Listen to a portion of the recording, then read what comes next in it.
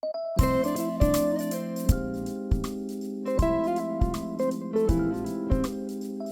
there, thank you so much for joining me on Podcast Launch Diaries. My name is Jeremy Enns, if you're not already familiar with me, and I am really excited that you're here to go behind the scenes as I and my team launch our upcoming podcast. It's going to be called Build a Better Wellness Biz, and it is aimed at helping experts and entrepreneurs in the health and wellness space run better businesses. And those are the people we serve through our podcast production and marketing agency, Counterweight Creative. And so we are wanting to really build a resource for our existing clients as well as for up-and-coming experts in the health and wellness space. So over the course of the next number of weeks, I'm really excited to kind of document the process, going behind the scenes, detailing kind of what we are doing and what I am doing individually and as well as with the help of my team to bring this podcast to life, and so that hopefully you can take some of those lessons and apply it to your next podcast launch. So let's get started by looking into kind of where we stand so far. So I am planning, it is right now June 26th as I'm recording this, and 2020, and I'm planning on launching this at the end of August is the tentative launch date. I don't have a locked in launch date as of yet, but that's kind of the plan right now. It could be a little bit earlier in August, or it could be, first or second week in September, but right now I'm thinking probably last week of August. So I've been kind of chipping away at a lot of the foundational work for this podcast over the past few weeks or maybe the past month, but now it's kind of time to get serious about it and be a little bit more, set some frameworks around like, okay, what do I want to have achieved each week, and what is this launch date going to be, and what all needs to get done in that time. So we're 2 months out, and over the next course of videos, I think it's about 9 weeks until my tentative launch date, I'm going to be releasing one of these videos a week documenting exactly what I've done that week and what is coming up next. So let's get a little bit of a sense of what I've done so far. So I track all my time whenever I am working on anything, so I can go back and look at what how long everything has taken, and I can know, next time I do a similar project, how long is this going to take. So it looks like on this project, Build a Better Wellness Biz, I've already clocked 12 and a half hours. Looks like it's all been in this month so far.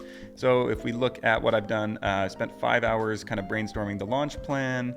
I've done a little bit of guest outreach. This is mostly to people I already know, nobody outside of my existing network so far. Most of these people are existing clients who run health and wellness businesses. I've done a chunk of work here setting up some of the systems for the guest onboarding, and then some show development work. So let's look at each of these here. And actually, let's first jump over into, I've created an Asana kind of board here of all the kind of stuff that needs to get done before launching the show. So we've got kind of the groundwork stuff. So this is what I would refer to more as show development. And so we've got some things here like the show purpose and measurable goals. I think this is the place you need to start for any show. So let's just have a look at this one. We're not going to go into super depth on everything, but let's have a look at this. So really the basis, the purpose that I'm starting the show for is, like I said, to help serve our own clients, and give them a resource, and also, be able to educate myself on specifically what health and wellness business owners are currently doing marketing-wise or operations-wise, so that I can bring that to my current clients and offer more value there, but also to have a reason to connect with people who I look up to in the space and who might make good clients in the future. And so, kind of starting that relationship with the guests who I'm going to have on the show.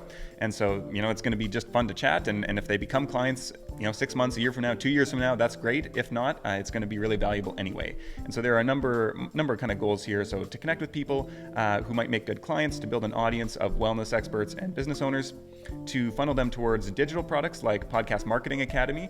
The first cohort of that is currently in session right now, and we're getting a ton of great feedback. It's a kind of monster course on everything podcast marketing related. I think it's going to be about like 20 hours of content in that by the time it wraps up.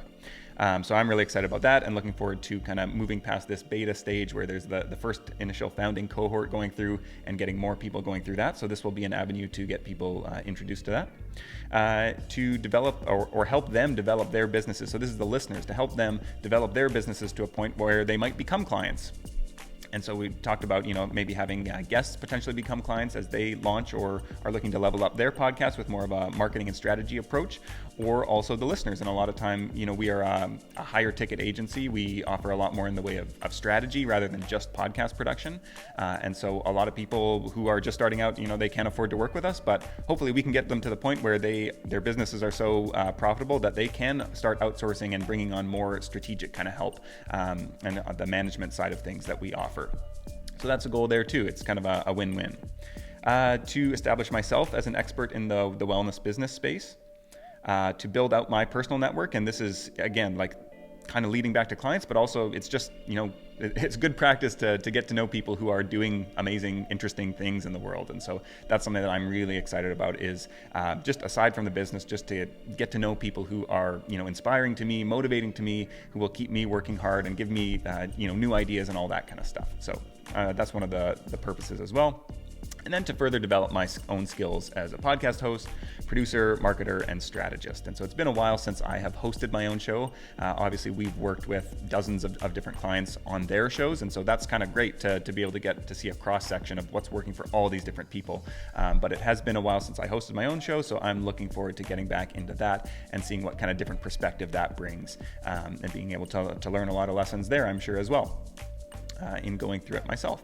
And then, kind of along with that, as I do more of that, I'm going to be able to offer more value to our clients. And so it's just this kind of flywheel where the more you do it, the better it leads to other outcomes, which then kind of just continues to cycle around in this kind of virtuous cycle, which is something that I think is going to be really valuable.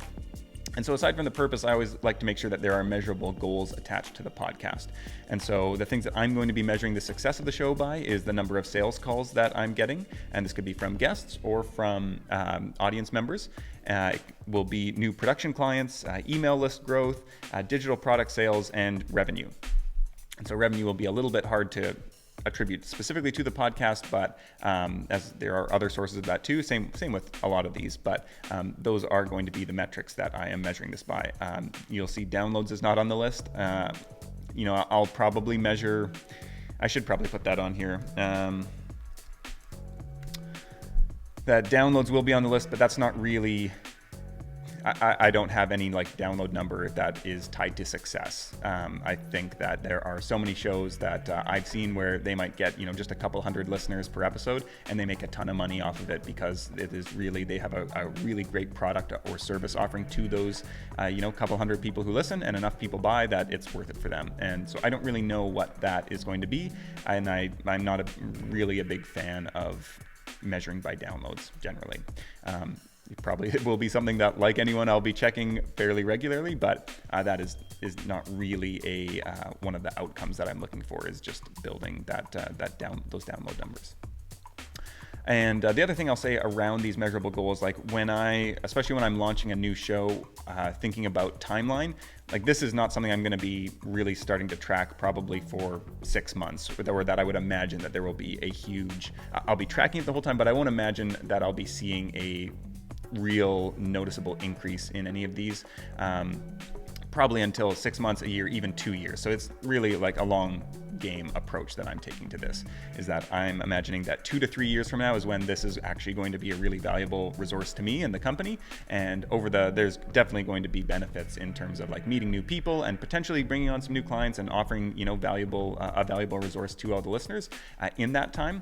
But I'm thinking that this is going to be a 2-year investment that then is going to pay off in the long term after that. So that's kind of how I think about podcasts as a whole when you're launching. And it's definitely a long time to wait for results. Hopefully there are some results in the meantime, but that's kind of where my mindset is at going in.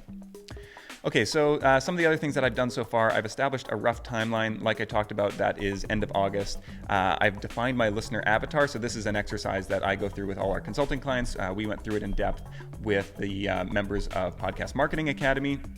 A lot of people had a lot of light bulbs there. These kind of 2 exercises, the defining the listener avatar and defining the listener journey, those are 2 things that if you can really drill down on who your listener is and exactly like where the journey that they're on, independently of you, then you can kind of figure out how you fit into that and what you can offer them to help them, advance and move along their own journey. And probably they're also going to, some of the ways that you help them do that are going to be paid offers or things like that, which are going to benefit you as well. So you kind of both move along this parallel journey together is how I think about it. So I still have to get clear on some positioning research. That's how my show, Build a Better Wellness Biz, will relate to similar shows out there and how it will differentiate itself. There's going to be the rough funnel outline, which I kind of have in my head but don't have down on paper. There's an exercise I like to do called the Best in the World exercise, which is basically around niching and thinking about like which small slice of people can you become the absolute best option in the world for. So I still need to do that for the show. I have established the tone for the show, so I've written all that down, how I want it to come across. I've created what I call the podcast promise, which is really just the a 1-sentence actionable takeaway. So anybody like listening to this knows exactly what your show is about and if it will benefit them or not and how. And it'll hopefully like as soon as a potential listener who is your ideal listener hears that, they'll be like, oh, that is exactly the thing I've been looking for. I need that. And anyone who's not there is like, not interested. And we want to turn those people away and we want to pull the people in who it is meant for. I've defined my content buckets, which are just general broad categories of content that the episodes are all going to fit into. I think I've got around 6 of those, something like that.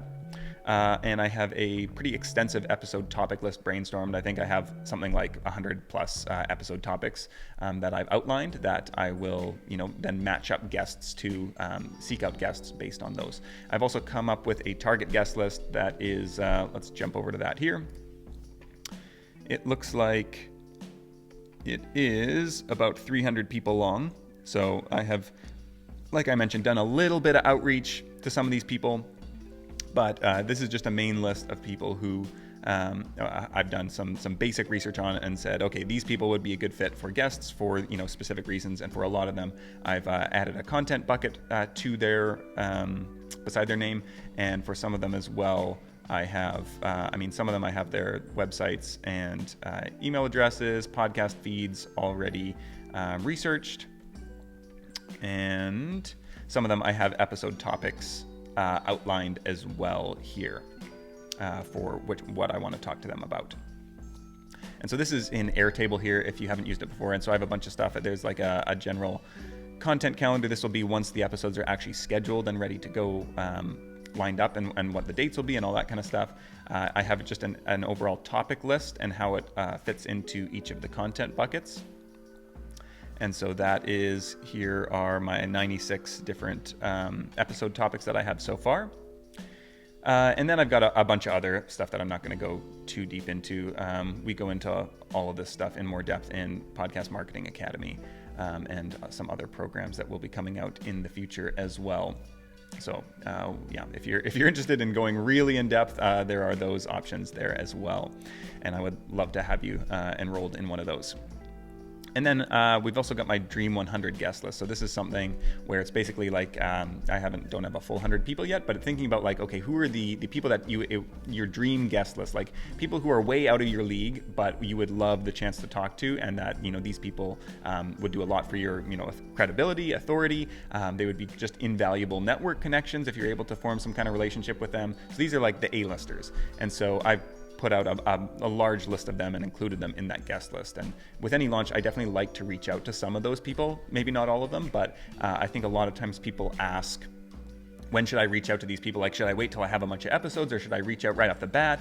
I am always a fan of reaching out off the bat, because sometimes if you can get just one of those people on and they share your episode early, you can just skip months of kind of obscurity by getting that share. And there's no guarantee that they will share the episode. A lot of times big guests are really protective of their brand and don't do a lot of outside sharing of other content, but it can make a big difference. All right, so that is basically where I'm at right now. Let's look at a couple other things that I've done.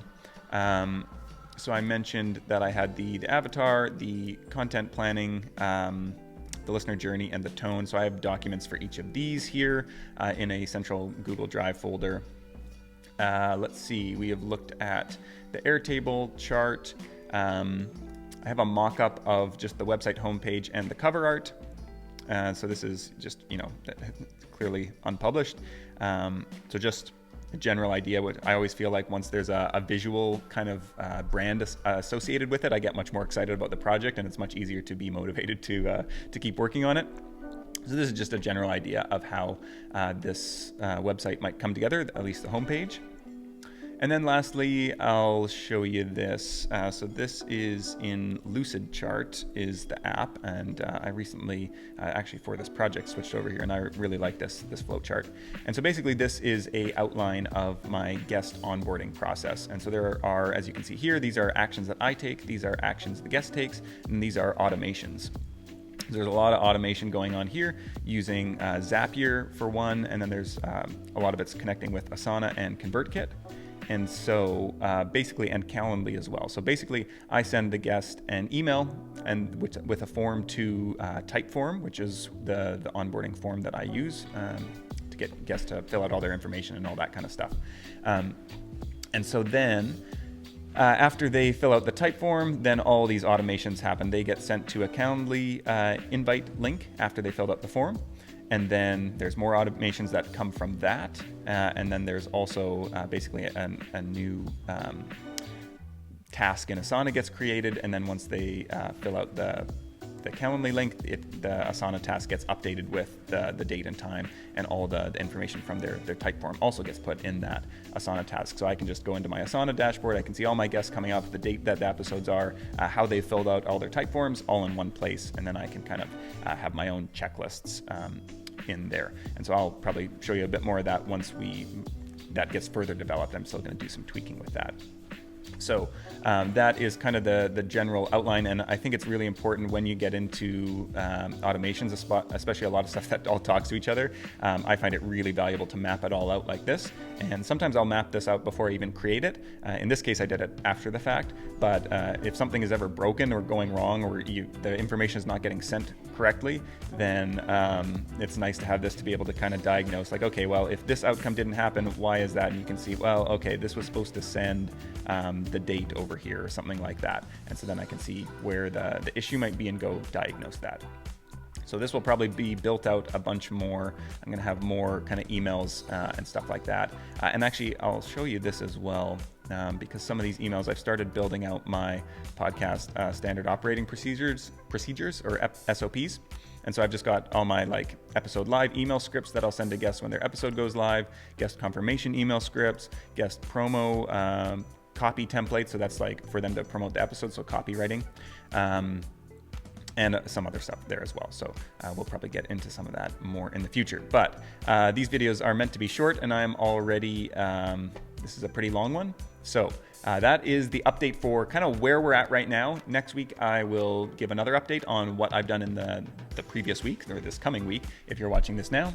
And yeah, I'm excited to have you along for this journey in Podcast Launch Diaries. And please reach out and let me know if you have questions, if there are things that you're confused about or want me to cover. At some point, I'll put together a list of a landing page with all the tools I use, all the different apps and everything like that, with links to them, so you can check those out.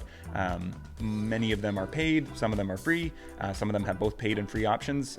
I know I had used many of the free options in the past with great success, and have since upgraded as they become more and more useful, and I've relied on them more, but you can get a lot done with a lot of the free versions of these tools. So I think that is it. Please let me know any comments, questions, feedback, anything that would be useful to you to know as you are potentially getting set to launch your own podcast. And I will make sure to cover that as I am going through these podcast launch diaries. All right. I'm so excited to have you here, and I will talk to you next week. See ya.